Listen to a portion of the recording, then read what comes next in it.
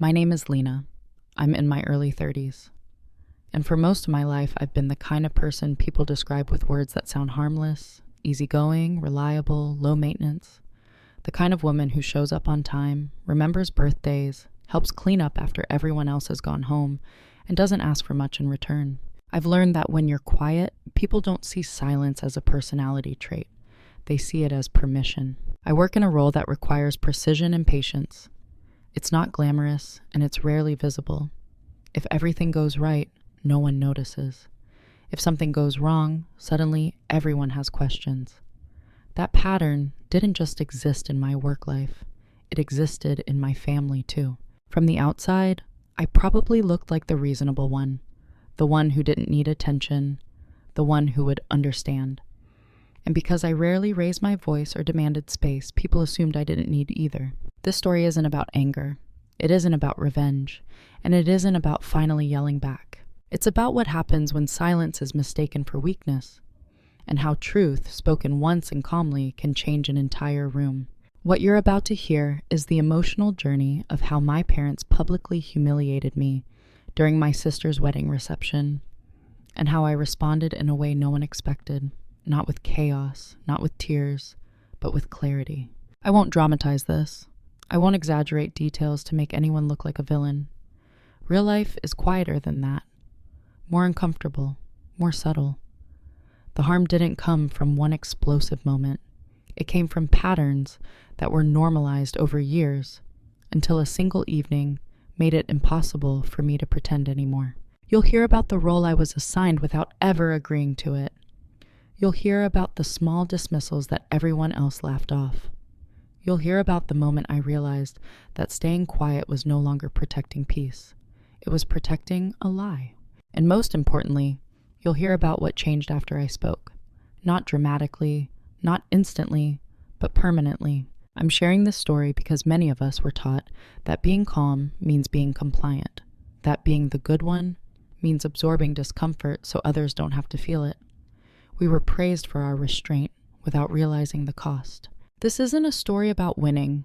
It's a story about reclaiming authorship over your own narrative. If you've ever been the person people underestimate, if you've ever been praised for being quiet when what they really meant was convenient, or if you've ever wondered whether speaking the truth would destroy the room or finally set it right, then this story is for you. Before we go any further, let me ask you something gently. Have you ever stayed silent to keep the peace, only to realize later that the peace was never meant to include you? To my parents, I was the easy child, not the impressive one, not the difficult one, not the one who demanded conversations or caused worry. I was the one they never had to explain to other people, the one who adapted, the one who understood how things were. Growing up, that role was praised constantly, but only in hindsight did I realize what it really meant. Being easy meant being flexible. Being flexible meant bending, and bending, over time, becomes a shape you no longer recognize as your own. My younger sister was always described in brighter language. She was spirited, emotional, expressive. If she was upset, it was because she felt deeply. If she wanted something, it was because she knew her worth. Her needs were treated like weather, unpredictable, sometimes inconvenient, but always worthy of preparation. I was treated like infrastructure, reliable background, expected to hold. At family gatherings, people asked me practical questions. Who was bringing what? Whether I could help set up. If I didn't mind watching coats, or keeping an eye on timing, or making sure our parents didn't forget something important. No one asked me how I was doing unless there was a pause that needed filling. And I didn't push back. Not because I was afraid, but because I was taught that harmony mattered more than articulation. That if no one was upset, everything must be fine. I learned early how to disappear without leaving. I smiled at jokes that landed too close to home. I nodded through comparisons framed as compliments. "You're so independent," my mother would say, which really meant, "You don't require much from us." "You're not sensitive like your sister," my father would add, as if sensitivity were a flaw instead of a signal. Over time, I internalized the idea that my value was tied to how little space I occupied. In photos, I stood slightly behind. At dinners, I waited to speak. When plans changed without consulting me, I adjusted quietly. It wasn't martyrdom. It was conditioning. I had learned that if I made things easier for everyone else, I would be loved consistently. What no one noticed was how much effort it took to remain that version of myself. By adulthood, the dynamic had solidified. I was the one who booked flights for group trips, the one who handled logistics, the one who could be relied on to stay calm when tensions rose, because tensions rarely centered on me. I wasn't the axis of conflict. I was the buffer. And buffers aren't supposed to speak. They're supposed to absorb. When my sister got engaged, the family narrative intensified. This was her moment. Everyone rallied. Opinions were loud. Emotions were high. Decisions were urgent. I was folded naturally into the background of preparation, as if my presence were assumed rather than chosen. No one asked if I wanted a role. I was simply assigned one, and I accepted it because that's who I had been to them for as long as I could remember. The thing about being underestimated is that it doesn't feel like an insult at first. It feels like peace, like safety, like you're doing something right. It's only later, when a boundary is crossed so casually, so publicly, that you realize people weren't being gentle with you. They just didn't think you mattered enough to be careful. At the time, I still believed that if I stayed composed, everything would resolve itself. That dignity meant endurance. That silence meant maturity. I hadn't yet understood that silence, repeated long enough, becomes a story other people tell about you. And once that story hardens, they feel entitled to act it out, no matter who's watching. The first moment that stayed with me didn't arrive loudly.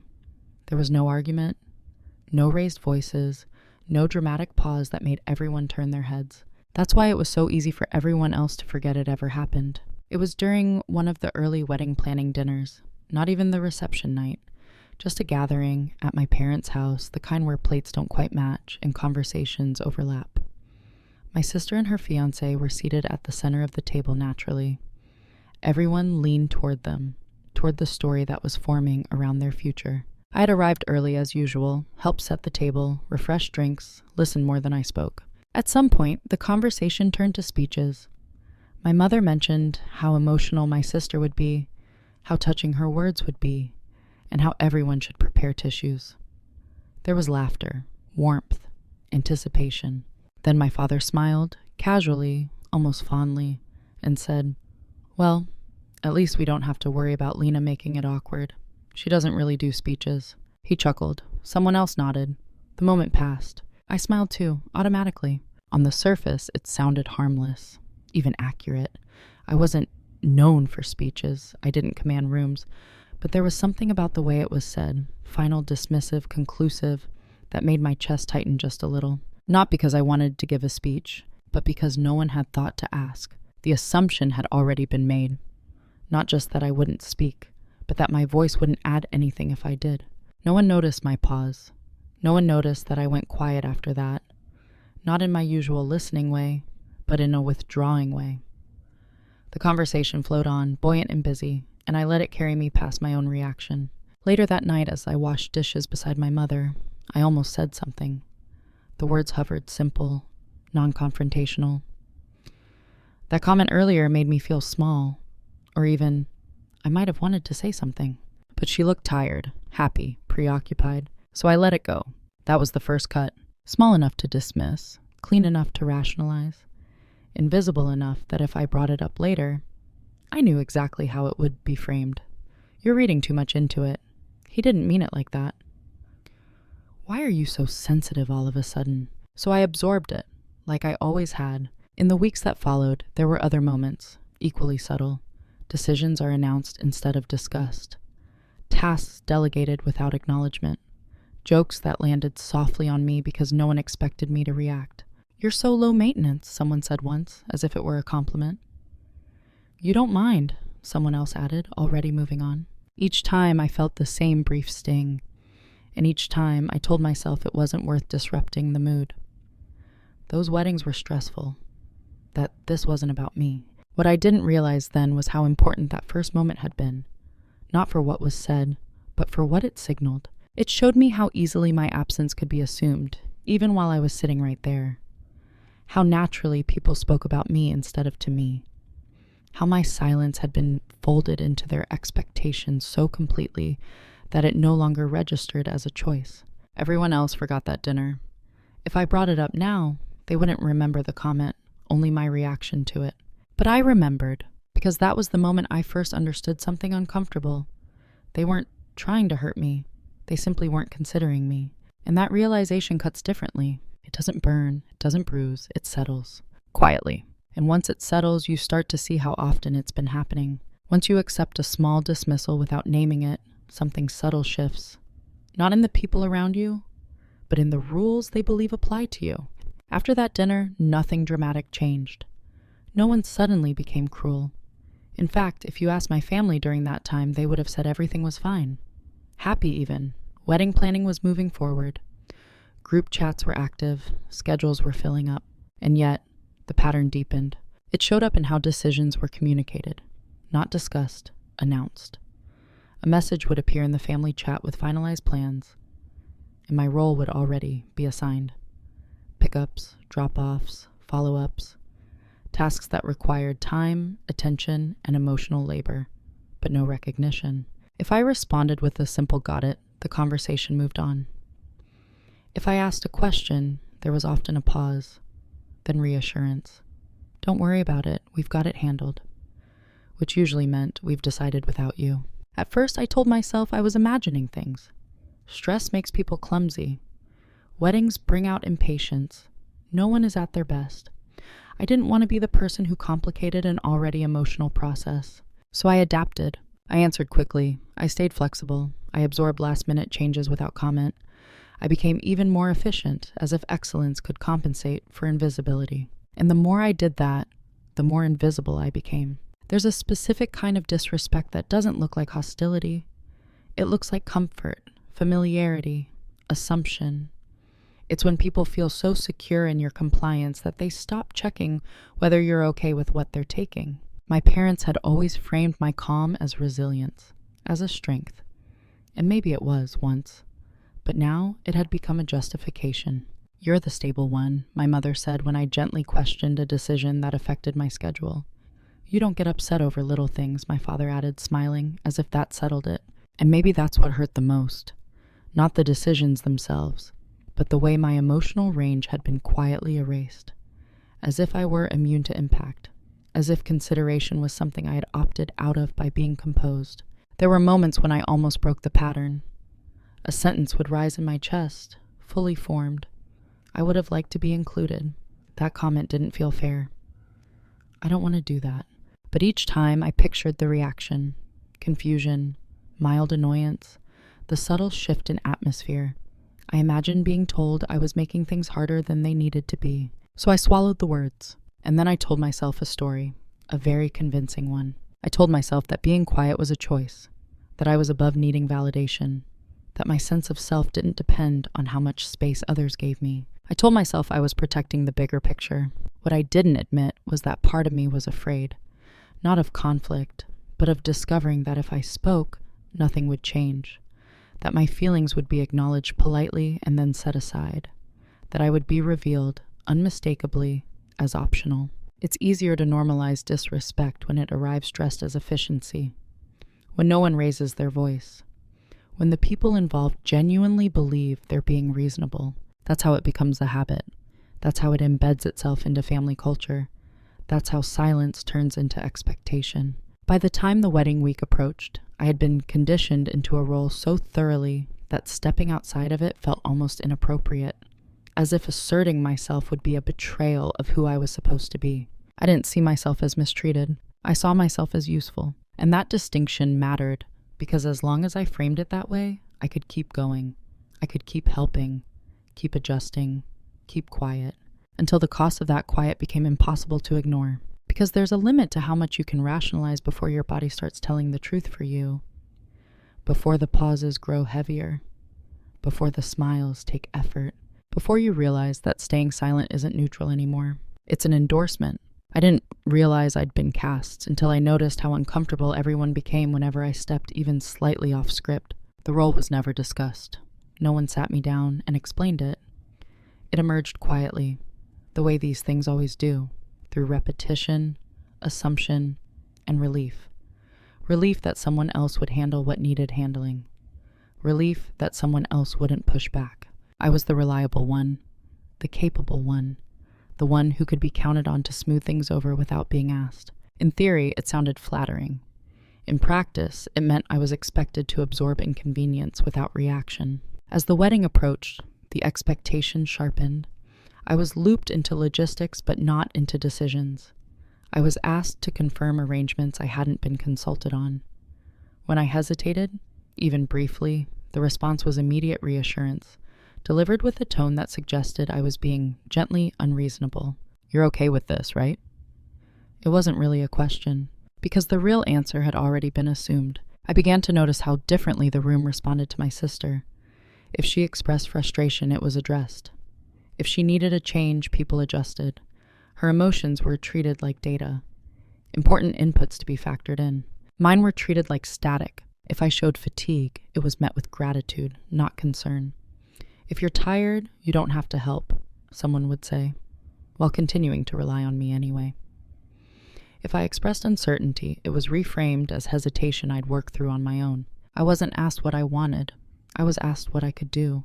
And I did it, because I had been doing it for years. What made it harder to name was that no one was overtly cruel.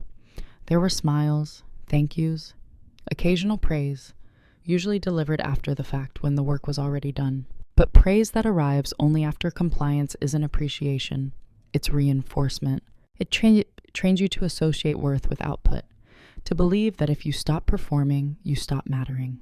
I remember one moment clearly. I had suggested a small adjustment to the reception schedule. Nothing dramatic, just a practical consideration based on timing.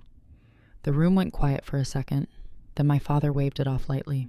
"We'll figure it out. Lina's good at adapting." He meant it kindly. I know that now. But the implication landed hard. Your adaptability is more valuable than your input. That was the role. Not the planner, not the voice of reason, not even the support. I was the contingency plan. The person you rely on because you don't have to check in with them, because they won't object, because they'll make it work. And once you realize that's how people see you, you also realize how dangerous it is to stay there, because contingency plans don't get consulted. They get activated. I started to understand that the version of me my family was comfortable with required my silence, required my flexibility, required my willingness to disappear just enough to keep things moving.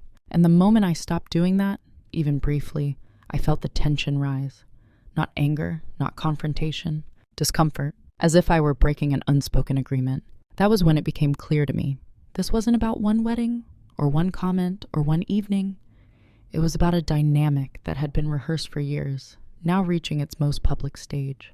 And I was being asked, quietly, politely, to play my part. At the time, I still believed I could manage it, that I could step into the role one last time and then step out afterward. Enduring this moment was the price of long-term peace. I hadn't yet understood that every role you accept teaches people how to treat you next, and that once a role is set, the room resists change, especially when the change comes from the person who's benefited everyone by staying quiet. The shift didn't happen during an argument. It didn't come with a raised voice or a breaking point that everyone could point to later and say, "That's when it all changed." It happened in a moment so ordinary that no one but me noticed it. It was the morning of the rehearsal dinner.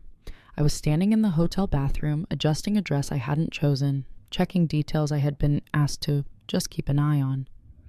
The mirror reflected someone who looked composed, a calm face, steady hands, neutral posture. But something felt off, not emotionally, physically. There was a tightness in my chest that hadn't been there before. Not panic, not sadness, just pressure. As if my body had been holding something in for too long and had finally decided it was done cooperating. I remember looking at myself and thinking, very clearly, if I keep doing this, I will lose something I won't get back. That thought didn't scare me, it clarified me. For the first time, I didn't ask whether my discomfort was justified. I didn't try to explain it away. I didn't weigh it against everyone else's needs. I simply acknowledged it. Throughout the day, I noticed how often I had been scanning rooms, not for enjoyment, but for responsibility.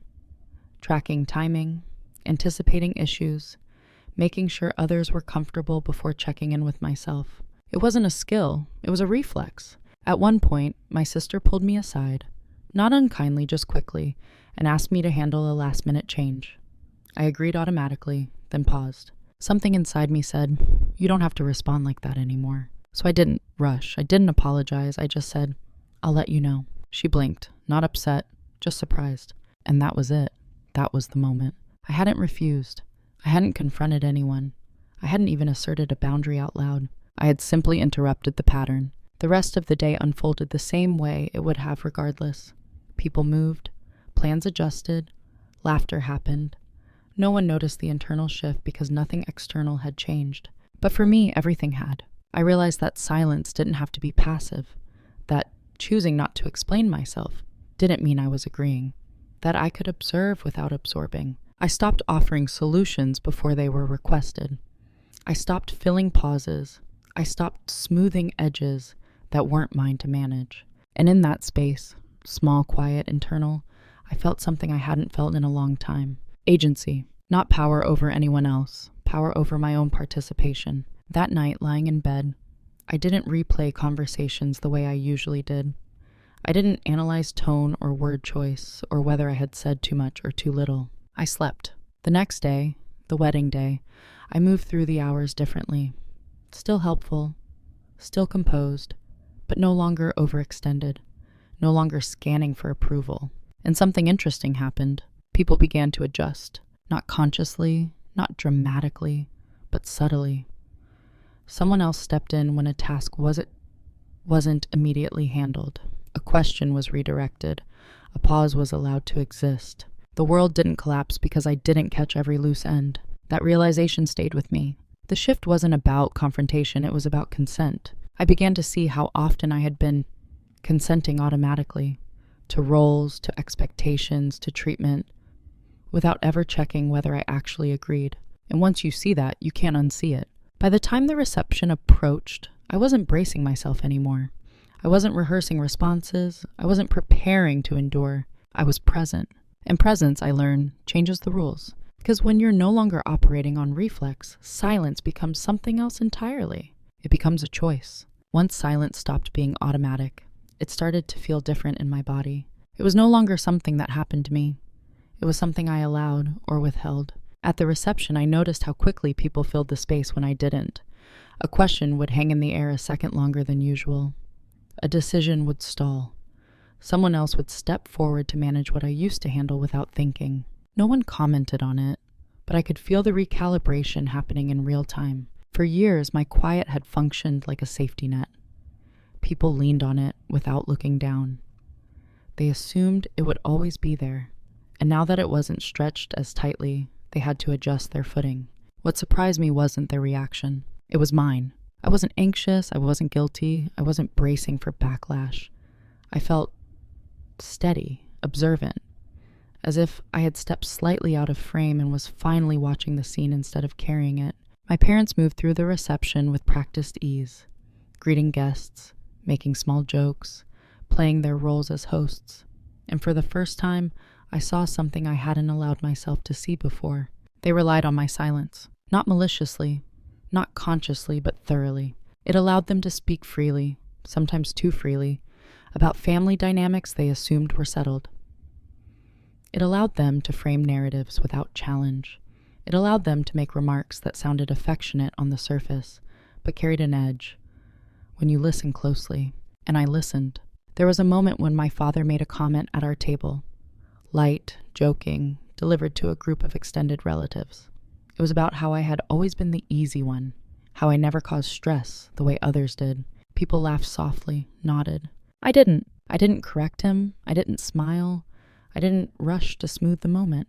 I simply stayed still. The laughter faded faster than it should have. Someone changed the subject. The moment passed, but not unnoticed. That was when I understood something critical. My silence had been doing more work than my words ever could. For years, it had protected other people from having to reflect, from having to adjust, from having to sit with discomfort. And now that it was no longer cushioning those moments, the room felt it. Silence, when chosen, creates pressure. Not the explosive kind, the quiet kind. The kind that asks questions without voicing them. I wasn't punishing anyone. I wasn't withholding affection. I was simply no longer translating myself into something easier for others to consume. And they didn't know what to do with that yet. Throughout the evening, I watched my parents glance at me more often than usual. Brief looks, curious looks, not angry. uncertain, as if they were checking for something familiar and not quite finding it. They mistook my calm for distance. They mistook my restraint for detachment. What they didn't realize was that this was the most present I had ever been. I was noticing details I had always filtered out before. Tone shifts, assumptions embedded in jokes. The way certain stories were told differed depending on who was listening. And slowly, I began to see the outline of something larger. A pattern that extended beyond this one event, beyond this one family role. Silence had protected them, protected their version of events, protected their comfort, protected the idea that everything was fine. But silence had also protected me from clarity. And now that clarity had arrived, I knew something had changed permanently. I didn't yet know what I would do with what I was seeing. I wasn't planning a confrontation. I wasn't preparing a speech. I was gathering information. Because once silence becomes intentional, it stops being empty. It becomes strategic. There's an advantage to being underestimated for a long time. People stop monitoring you. They don't notice when you become more observant. They don't question when you start remembering details more precisely. They assume your quiet means disengagement, not analysis. That assumption gave me space. After the reception, life returned to something resembling normal. The wedding was over. The heightened emotion settled. Conversations became less frequent, more routine. To everyone else, the story had reached its happy conclusion. For me, something else had begun. I started paying attention in a way I never had before. Not emotionally, but structurally. I noticed how often family narratives were shaped by omission, how certain facts were smoothed over, how responsibility was redistributed after the fact to make outcomes feel inevitable rather than chosen. None of it was dramatic. That's what made it powerful. I didn't confront anyone. I didn't accuse. I didn't demand explanations. I simply listened, and when something didn't align, I wrote it down. I've always kept a notebook. It started as a practical habit, lists, reminders, schedules. Over time, it became something else, a record.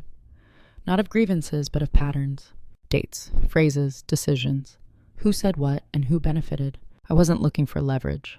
I was looking for coherence, and slowly it emerged. I noticed how often my parents spoke on my behalf, especially when explaining family dynamics to others. How my silence was interpreted as agreement. How my adaptability was used as evidence that certain choices had been fair. I noticed discrepancies between private conversations and public narratives. Small ones, plausible ones, the kind that, taken alone, could be dismissed, but together they formed a shape. What struck me most was how confident they were in that shape. They didn't think they were misrepresenting anything. They believed the story they were telling, because it had gone unchallenged for so long. And that's the thing about silence. It doesn't just hide conflict, it validates interpretation. I began organizing my thoughts the way I organize projects at work. What were the assumptions? What were the outcomes? Where did responsibility actually lie? I wasn't emotional about it. I wasn't angry. I felt focused. There were moments when I realized that certain decisions attributed to family consensus had never included me. That certain expectations placed on me had been framed as mutual understanding, when in reality they had been unilateral. I also noticed how often my contributions were referenced only when convenient, how my presence was assumed in planning, but optional in acknowledgement. This wasn't new information. What was new was that I wasn't excusing it anymore. I stopped filling in gaps in conversations. I let inaccuracies sit. I didn't correct them, not yet. I wanted to see how often they would stand unchallenged. They stood easily, because no one was used to me speaking up. And in that silence, I learned something important. The room had adjusted to my absence more comfortably than to my presence. That hurt briefly, but it also clarified something essential. If my presence wasn't required to maintain the narrative, then my silence had never been about harmony. It had been about convenience. Once I understood that, I also understood that any future conversation would need to be precise. Not emotional, not reactive. Truth delivered carelessly can be dismissed. Truth delivered calmly and completely changes dynamics. I began preparing, not for confrontation, but for alignment. I gathered documentation, not in a legal sense, but in a factual one. Messages, timelines, statements made at different times. I wasn't planning to expose anyone. I was planning to stop being misrepresented. And the more I prepared, the clearer something else became. I wasn't the only one who had benefited from my silence, but I was the only one who had paid for it. By the time I finished organizing what I knew, I felt something settle into place. Not triumph, not resentment. Readiness, because once you see the full picture, you realize that speaking isn't about volume. It's about timing. The realization didn't arrive with excitement. There was no rush of adrenaline, no sense of victory. It arrived quietly, late one evening, as I sat alone with my notebook open in front of me. I had been reviewing patterns, not just what had happened around the wedding, but what had happened before it. Years of moments that had felt isolated at the time, now lined up with unsettling clarity. Conversations that had seemed casual. Decisions that had been framed as unavoidable. Roles that had been described as natural. They weren't natural. They were convenient. The private reveal wasn't about discovering a secret in the dramatic sense. It was about recognizing leverage I already had. Leverage that came from consistency, reliability, and memory. I had receipts, not scandalous ones, not anything illegal or unethical, but something more powerful in a family dynamic built on narrative, accuracy. I realized that I was the common thread in many of the stories my parents told, about sacrifice, about fairness, about how things just worked out. My silence had been used to support those stories because I had never contradicted them. But the record I had, messages, timelines, firsthand involvement, told a more complete version. A version where choices had been made for me, then reframed as choices made with me. A version where my adaptability had been assumed as consent. A version where my lack of objection had been interpreted as endorsement. I didn't feel angry when I saw it. I felt sober, because once you see how a story is constructed, you also see how fragile it is. Not because it's false, but because it depends on everyone playing their assigned roles. And I no longer intended to play mine. What struck me most was how little I would need to say to change everything. Not because I had something explosive to reveal, but because the truth didn't require embellishment.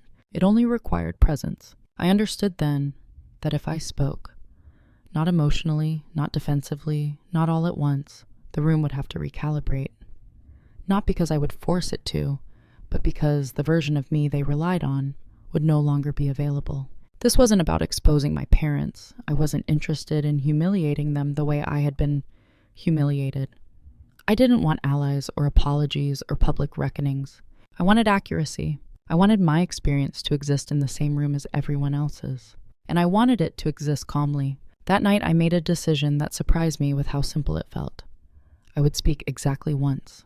Not in pieces, not over time, not through implication. Once, clearly, completely. After that, whatever happened would be based on truth, not assumption. There was no celebration in that decision, just clarity. I closed the notebook and sat there for a long time, noticing how still I felt.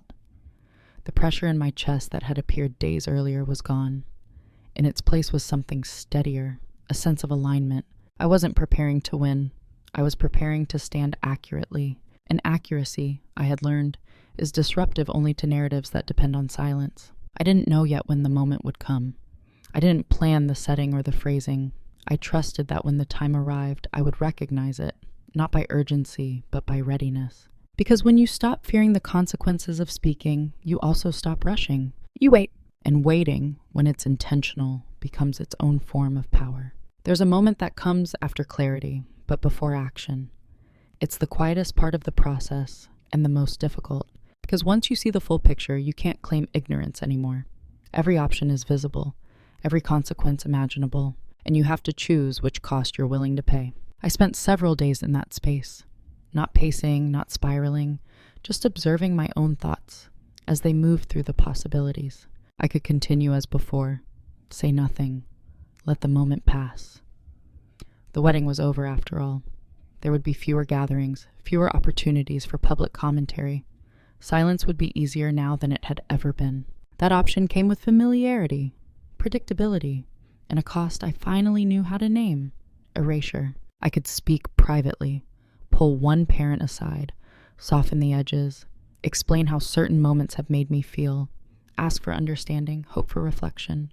That option came with emotional labor, with the risk of being reassured instead of heard, of being validated in tone but not in substance.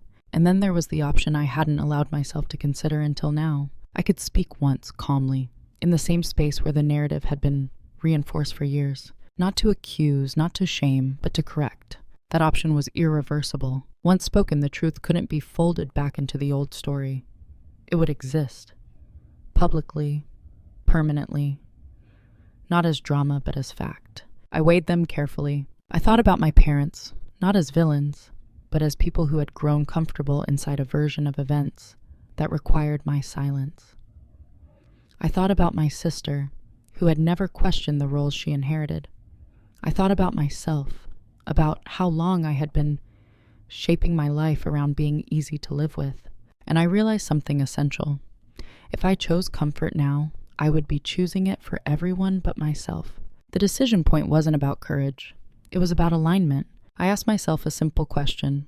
Which version of me do I want to protect? The one who kept the peace? Or the one who could finally trust herself? Once I framed it that way, the answer didn't feel dramatic. It felt inevitable. I decided that when the opportunity came, when the familiar pattern surfaced again, when a comment was made that relied on my silence to land, I would speak. Not immediately, not reactively, but deliberately. I rehearsed nothing. That was important to me. I didn't want a speech. I didn't want to sound prepared. I wanted my words to be grounded in fact, not performance. I reminded myself of the boundaries. No raised voice, no accusations, no emotional appeals, just sequence, context, accuracy. If they disagreed, they could. If they were uncomfortable, they would be. That was no longer mine to manage. What surprised me most was the absence of fear. I wasn't afraid of being misunderstood. I wasn't afraid of conflict. I wasn't afraid of consequences. I was afraid of one thing only, going back. Going back to the version of myself who knew the truth and chose not to honor it.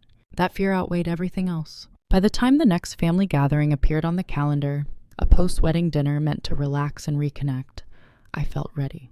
Not tense, not braced. Ready, because the decision had already been made. The outcome was no longer the focus. Integrity was. And when integrity becomes the priority, the room you're about to enter matters less than the person you're bringing into it. After the decision was made, I didn't announce anything. That's the part people often misunderstand. They assume that once you decide to speak, you immediately change your behavior in visible ways, that there's a buildup, a shift in tone, a warning. There wasn't. On the surface, I remained exactly the same. I attended the post-wedding dinner. I greeted everyone politely. I asked questions. I listened. I smiled at the appropriate moments. If anyone had been observing closely, they might have noticed that I wasn't overfunctioning anymore. But no one was observing that closely. They never had. What changed wasn't my behavior, it was my positioning. I stopped volunteering information that wasn't requested. I stopped correcting misunderstandings preemptively. I stopped cushioning comments that weren't mine to soften. And quietly, in parallel, I made adjustments in my own life that no one else could see. I reorganized boundaries the way I reorganized systems at work, cleanly, intentionally, without commentary. I clarified what I would and would not take responsibility for. I made plans that didn't revolve around availability. I shifted my schedule so that last-minute expectations would no longer fit so easily. None of this was punitive. It was structural. The remarkable thing about moving in silence is that people rarely notice it until the effects reach them. They don't feel attacked. They just feel unsupported, confused. I saw it first in small ways. A task that would normally have defaulted to me lingered unclaimed. A message went unanswered longer than expected. A plan required someone else to step in. No one said my name, but I could feel the absence. Still, I didn't fill it. Because this phase wasn't about confrontation. It was about allowing reality to redistribute itself without my intervention. I was careful not to overcorrect. I didn't withdraw emotionally. I didn't become cold. I didn't make a show of independence. That would have turned this into a performance, and I had no interest in that. Instead, I stayed consistent. And consistency, I learned, is more unsettling than defiance. My parents began to sense it, not consciously at first, just a subtle shift in how conversations flowed. Where they used to assume my agreement, they now paused, just briefly, before speaking for me. It was almost imperceptible. Almost. I let those pauses exist. At one point, my mother asked me if everything was okay. Her tone was gentle but searching. I met her eyes and said, "Yes, I'm good." And I was. Because for the first time, good didn't mean compliant. It meant aligned. I didn't owe anyone an explanation yet. The moment hadn't arrived, and forcing it would have undermined everything I had come to understand. Truth doesn't need urgency. It needs stability. So I waited. And in that waiting, consequences began to unfold. Not as punishment, but as adjustment. The family dynamics started recalibrating around the absence of my automatic participation. Not smoothly, not cleanly, but honestly, people don't panic when you move in silence. They panic when they realize too late that something they relied on is no longer there. And that realization was coming. I could feel it. The first consequences didn't look like consequences at all. They looked confused. A missed detail here, a miscommunication there. Small things that, on their own, were easy to shrug off. But taken together, they created friction, just enough to be felt. Someone forgot to confirm a reservation. A timeline slipped. A conversation ended with, "Wait, who was supposed to handle that?" And for the first time, the answer wasn't automatically me. No one accused me of stepping back. No one confronted me. Instead, there was a subtle shift in tone. Questions phrased a little more carefully, assumptions stated with less certainty. I noticed my parents beginning to double-check things they used to delegate without thinking. My mother started writing things down again. My father asked clarifying questions he never used to ask. They weren't angry. They were unsettled, because what they were experiencing wasn't resistance. It was absence. And absence forces awareness in a way confrontation rarely does. There was one evening when a family plan unraveled slightly. Nothing dramatic, just enough to be inconvenient. My sister was frustrated. My parents were flustered. And someone finally said it out loud. Lina usually takes care of this. The room went quiet, not because of the comment, but because of what followed. Everyone looked at me, not expectantly, not accusingly, curiously, as if waiting to see whether the old reflex would kick in. I felt it, the familiar pull to step forward, to smooth, to resolve. Years of conditioning don't disappear overnight. The impulse was still there, but I didn't move. I met their eyes and said calmly, "I didn't realize it was my responsibility." No edge, no explanation, no apology. Just a fact. My mother blinked. My sister opened her mouth, then closed it. Someone else shifted in their seat and offered a suggestion, and the moment passed. But something had changed, because now it was visible. Now it had a shape. The unspoken reliance had been spoken, and I had declined to inherit it automatically. From that point on, the consequences accelerated, not emotionally, but practically. Things took longer. Decisions required more discussion. Roles had to be clarified instead of assumed. And with each adjustment, I felt something loosen inside me. I wasn't being punished. I wasn't being excluded. I was being repositioned. That repositioning wasn't comfortable for anyone else, but it was honest. And honesty, I had learned, often feels like a loss to people who benefited from the imbalance. My parents began reminiscing differently. Stories that once positioned me as easy or independent started to include hesitation, qualifiers, acknowledgement, however subtle, that things hadn't always been mutual. They didn't say it outright, but I heard it, and I understood that they were beginning to feel something they hadn't felt before. The cost of assuming. Still, I hadn't spoken my truth yet. Not fully, not clearly. This phase wasn't about correction, it was about context. They were feeling the absence of my silence, but they didn't yet understand why it mattered. And that understanding couldn't be rushed, because when people realize they've lost something they took for granted, their first response isn't reflection, it's panic. And panic was coming next. Panic doesn't announce itself loudly at first. It arrives disguised as concern, as sudden attentiveness, as questions that sound caring but land heavy with urgency. I noticed it in the way my parents began reaching out more often. Short calls, casual check-ins, invitations framed as afterthoughts, but delivered with unusual emphasis. We should all spend more time together. Things have felt a little off lately. You know we appreciate you, right?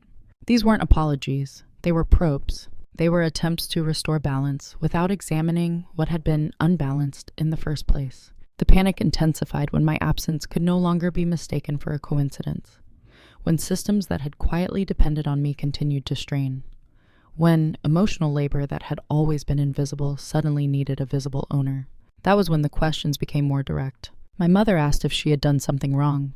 My father asked if I was upset about the wedding. They were looking for a fixable moment, a misunderstanding, a single event they could address and then move past. What they didn't yet understand was that this wasn't a moment. It was a pattern, and patterns don't dissolve with reassurance. I listened carefully. I didn't interrupt. I didn't correct them as they speculated. I let them speak, because what people say when they're trying to regain control often reveals more than what they say when they feel secure. They framed the issue in terms of mood, stress, timing. They suggested space, or closeness, or distraction, anything that didn't require revisiting assumptions. I didn't argue. I didn't validate the framing either. I simply said, I don't think this is something that can be smoothed over. That sentence landed harder than anything else I could have said, because it removed the possibility of quick repair. After that, the tone changed. There was a subtle desperation now, an eagerness to return to what had worked before, offers of help, praise that arrived unprompted. Appreciation is expressed in broader terms than usual. You've always been so strong. We know you don't ask for much. You're the one we can count on. They were reaching for the version of me they knew how to relate to. And that was when I understood it was too late.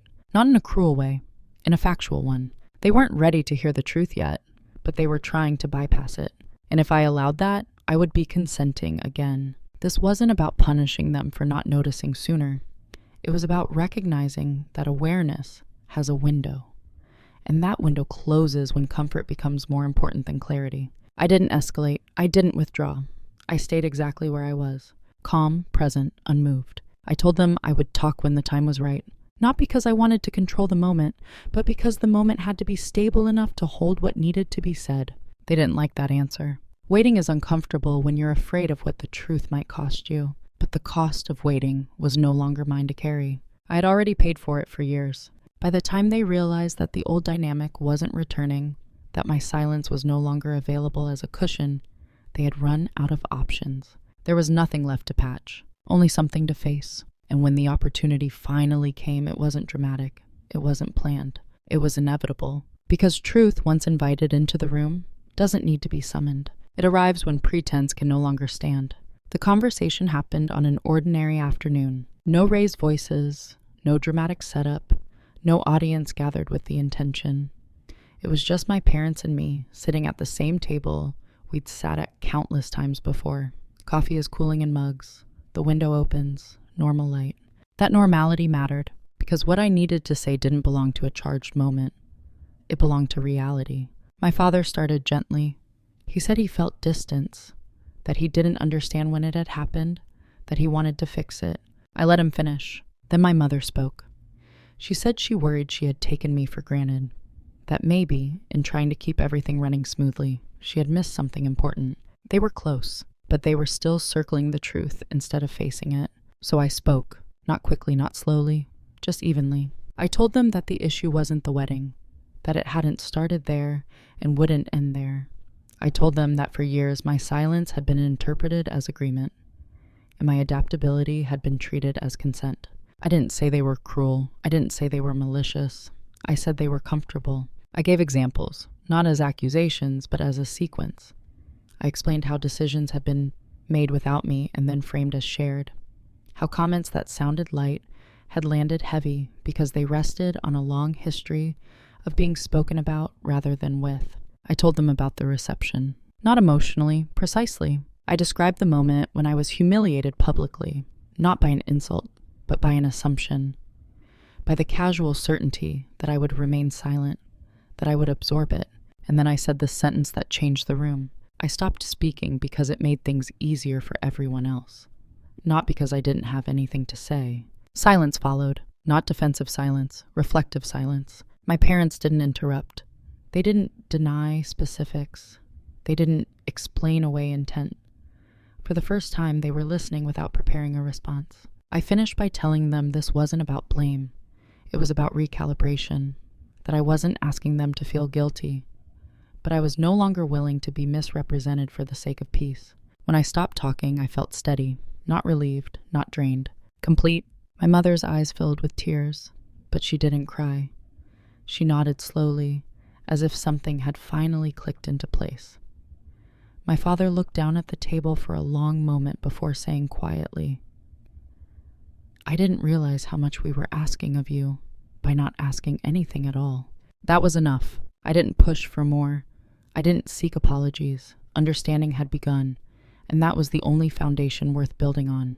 The confrontation didn't resolve everything, but it ended the illusion. And sometimes, that's the most honest ending there is. After the conversation, nothing returned to the way it had been. And that was the point. There were no dramatic apologies delivered in public. No sudden transformation in how my parents spoke about me to others. Change like that doesn't happen overnight, and I wasn't waiting for it. What changed immediately was internal. I no longer monitored myself for acceptability. I no longer filtered my reactions through the question of whether they would be convenient. I spoke when something mattered. I stayed quiet when it didn't, because I chose to, not because I felt obligated. That distinction reshaped everything. I noticed how differently I moved through rooms now. I didn't stand slightly behind. I didn't scan for tasks. I didn't feel responsible for managing the emotional temperature of every interaction. I allowed silence to exist without rushing to fill it. And when I did speak, people listened, not because I demanded attention, but because my words were no longer diluted by constant accommodation. My relationship with my parents is still evolving. There are moments of awkwardness, occasional missteps, but there's also something new. Hesitation before assumption. Pauses where there used to be certainty. That pause is respect in its earliest form. My sister and I are different now too. Not closer in a sentimental way, but more honest. She no longer expects me to step in automatically. I no longer offer automatically. When I help, it's because I want to, and wanting feels very different from being needed. I don't resent the years I spent being quiet. I understand why I did it. Silence kept me safe when I didn't yet trust myself to withstand what speaking might cost. But I also don't romanticize it anymore. Silence isn't a virtue, it's a tool. And like any tool, it matters how and why you use it. Today I still appear calm, still composed, still easy by most external standards. But the difference is this. My ease no longer comes from erasure. It comes from alignment. I know where I end, and others begin. I know when something is mine to carry and when it isn't.